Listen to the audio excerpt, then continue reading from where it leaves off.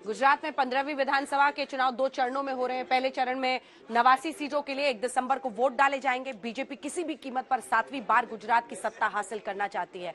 अब आपको दिखाते हैं गुजरात का मैच जीतने के लिए टीम मोदी के वो 5 चेहरे जिन पर जीत का पूरा दारोमदार रहेगा। जी हां, कांग्रेस से टूटकर हार्दिक पटेल आए।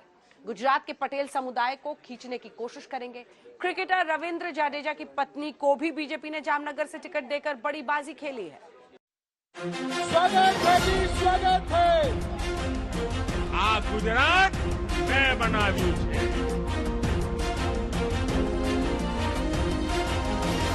गुजरात में पीएम मोदी की 25 रैलियां और रोड शो।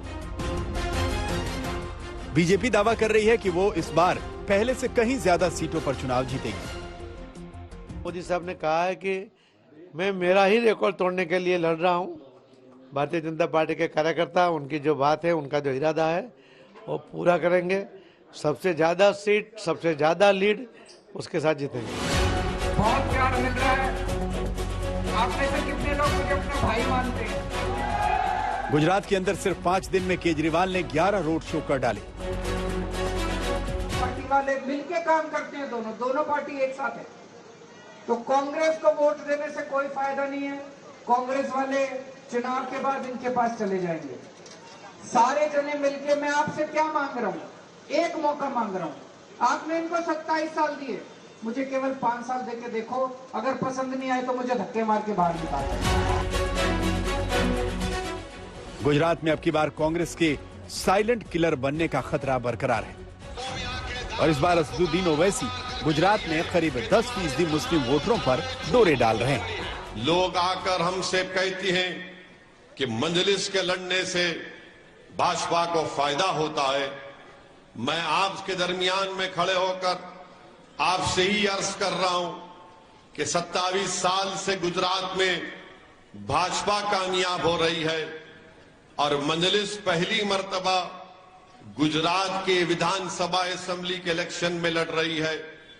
तो बताइए, 27 साल से जिस कांग्रेस पार्टी को आपने वोट दिया, क्या वो भाजपा से मिली हुई थी या उसने भाजपा से कोई सौदा कर लिया था कि हम और तुम लड़ते रहेंगे और तुम 27 साल तक इलेक्शन जीतते जाओ।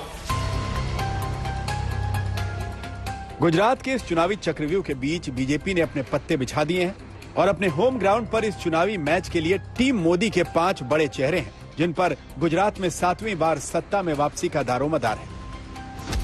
सीएम भूपेंद्र पटेल, गुजरात की घाट लोडिया से उन्हें टिकट दिया गया है।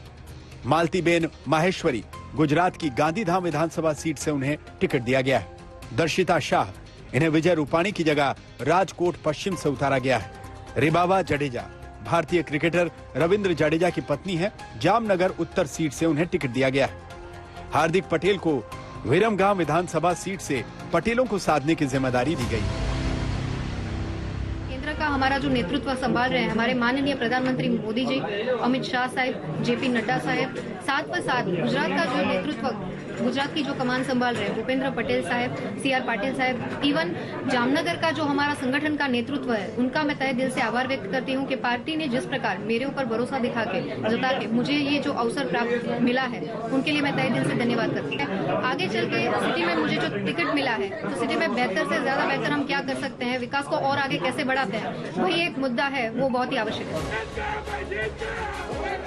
गुजरात में 1 और 5 दिसंबर को वोटिंग है और हिमाचल प्रदेश के साथ ही 8 दिसंबर को नतीजे आएंगे। इसके आगे गुजरात के जन जन से जुड़ने का मिशन भी बीजेपी तेज करने वाली है। 17 नवंबर को नामांकन पूरा होने के साथ ही पीएम मोदी का चुनावी अभियान शुरू हो जाएगा। इस दौरान पीएम मोदी 7 से 8 दिन तक गुजरात में रहेंगे। 3 से 4 विधानसभा क्षेत्रों को मिलाकर एक रैली होगी। इस तरह पीएम मोदी 150 से ज्यादा विधानसभा क्षेत्रों में पहुंचेंगे।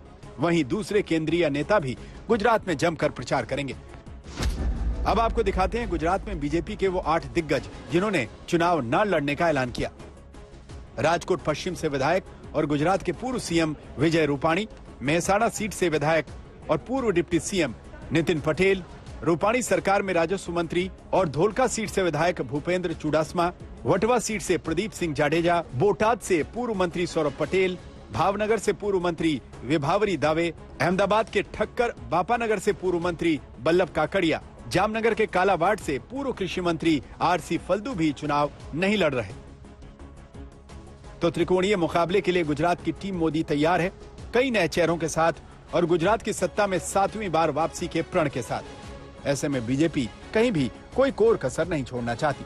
अहमदाबाद से गोपी घांगर के साथ हिमांशु मिश्रा, दिल्ली आज तक।